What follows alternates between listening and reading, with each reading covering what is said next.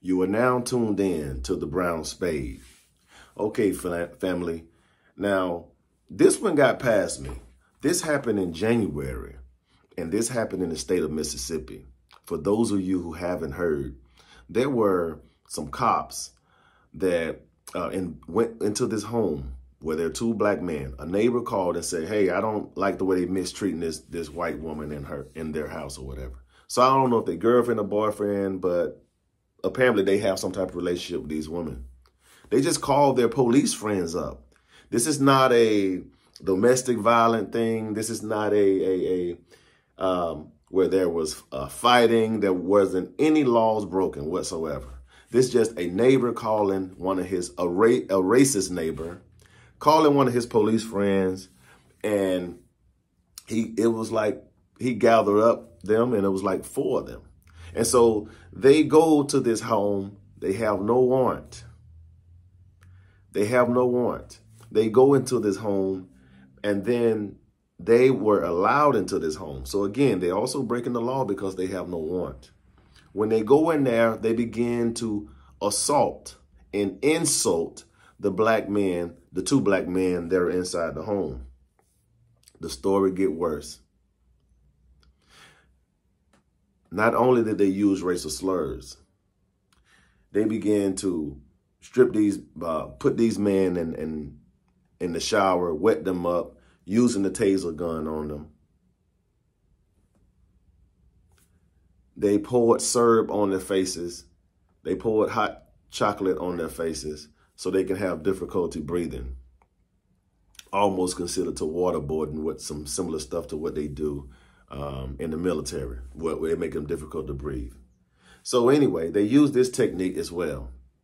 And these guys, they call themselves the Goon Squad. The Goon Squad. So that means this is a network of them. When they get that call or that text, they go out here and do their dirt because they feel like they are above the law. Now, if you think I haven't said enough or you haven't heard enough, not only do they do these things, they also use a sexual toy and use it on these guys. Now, how sick is that? You're supposed to be upholding the law. You're supposed to be a professional officer.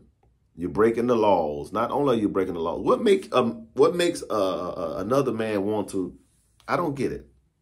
I don't get it. I'm just saying I don't want to get strike with YouTube, so I'm trying not to get too graphic. I don't want to get flagged. But this is crazy. I just don't understand what would make these cops go out here and do this. But again, with all due respect, this is Mississippi. And when you go to these small little towns, things get real wicked. I've heard stories growing up, not from there, but, you know, hey, Mississippi is on a different level when you come outside of those states. When you're in those little small little towns, it can get rough. But anyway, after they do all of this, it gets deeper. So now they playing with the guns in these guys' mouth, and then one of the gentlemen, while the gun was in his mouth, discharge, fires, boom, break the man's jaw. The bullet goes through his neck, and they left him there for dead. So now they are trying to come up with a story because now this torturing has went a bit far. So they're now trying to plant drugs, trying to think of what can they say, what kind of accusations, whatever, to justify their actions. When in the reality was they were in the wrong from the beginning because they have no warrant. They shouldn't have been there. These police officer or soon to be ex-police officer shouldn't have been there at this home, in this home. They had no right to be there. But because they felt like they were above the law. They felt like because of they hate for melanated people, brown people, black people like myself. They felt the anger and the opportunity to go over here and do these horrendous things to these gentlemen. These things happened in January, as I stated. They just went to court last month, and they're going to be sentenced in the month of November. I will do a follow-up story on this. So, guys, please put your comment down below. If you haven't pressed the like button, please hit that like button. I really would appreciate it. And I also would really, really appreciate it if you subscribe to my channel, Brown Spade. One word, Brown Spade. I'm going to play some small footage on the video, a little segment on the video so you can kind of get a more detail. But please, I would love to hear your comments on this this narrative. This one got past me. I didn't hear about it till this morning. I was just going through some things in my phone, and I came across this, and I was like, how did this get past me? But anyway, please don't forget to subscribe, and please press that like button. And I would love to hear your comments on this situation right here. And I hope justice is served. And they're also suing that town or that city for $400 million. And I hope they get every dime. Officers involved in the January abuse case of 2 black men in Rankin County appeared in court today to face state charges. 12 News' Tia McKenzie, she is live from the Rankin County Court with more on today's hearing. Tia?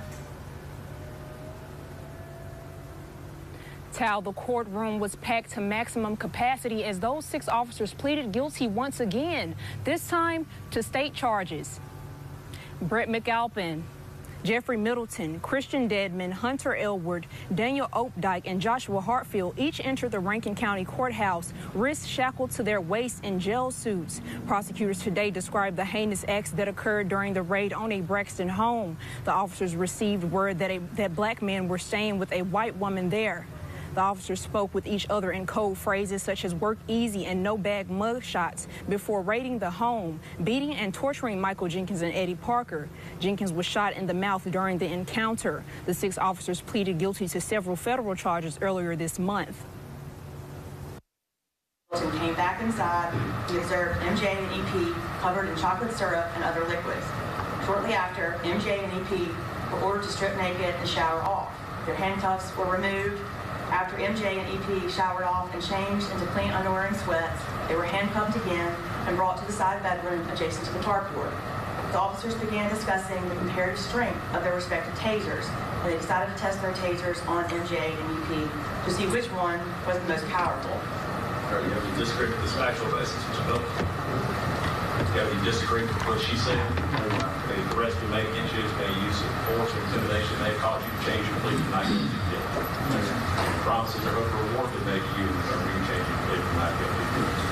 After speaking to your attorney, you want to decide to plead guilty. Tell the court you're freely and voluntarily admitting your guilty to crime you're pleading guilty to, and you plead guilty to the argument. You understand the court's not bound by any plea bargain agreement to impose the maximum sentence here. You also understand if I accept your plea, you have no right to appeal. Rankin County Sheriff Brian Bailey released a statement in part, I believe today's guilty pleas show the community that our system of checks and balances is effective. As for those 6 officers, they are expected to be sentenced in mid-November. Live in Rankin County, Tia McKenzie, 12 News. Thank you so much, Tia. Well, Rankin County Sheriff Brian Bailey also included in his statement on today's court proceedings that, quote, the Rankin County Sheriff's Office continues to evaluate and modify its policies, procedures, and training for all Sheriff's Office employees. We have asked for assistance from outside agencies and contracted with outside firms to evaluate us, make recommendations, and conduct training. He adds these actions are taken to prevent anything like January's tragedy from ever happening again, end quote. And one of the people attending today's hearing was one of the abuse victims himself. Eddie Parker is one of the plaintiffs in a $400 million civil suit filed against the officers. Parker and attorney Trent Walker spoke with 12 News this morning. He offered his reactions to watching the 6 accused officers appear in court. the view of seeing the shame, the walk of shame, the head down, the disgust that everybody that felt, for them and that they feel for themselves. I hope this is a lesson to everybody out there. Justice will be served. We are ecstatic because, to my knowledge, never in the history of Mississippi have, in particular, white officers been held to account for brutality against black victims. Former Rankin County Chief Investigator Brett McAlpin, Lieutenant Jeffrey Middleton, Christian Detman, who was a narcotics officer, Deputy Daniel Updike, and former Richland officer Joshua Hartfield all pleading guilty to hindering prosecution and conspiracy to hinder prosecution. Authorities say the group tried to hatch a scheme to cover up the crime, destroy evidence, plus plan a weapon and drugs on the victims. Authorities say former Deputy Hunter Elbert shot Michael Jenkins in the mouth after Jenkins had been handcuffed and tased. Elbert pleaded guilty to aggravated assault, burglary, home invasion, and hindering prosecution.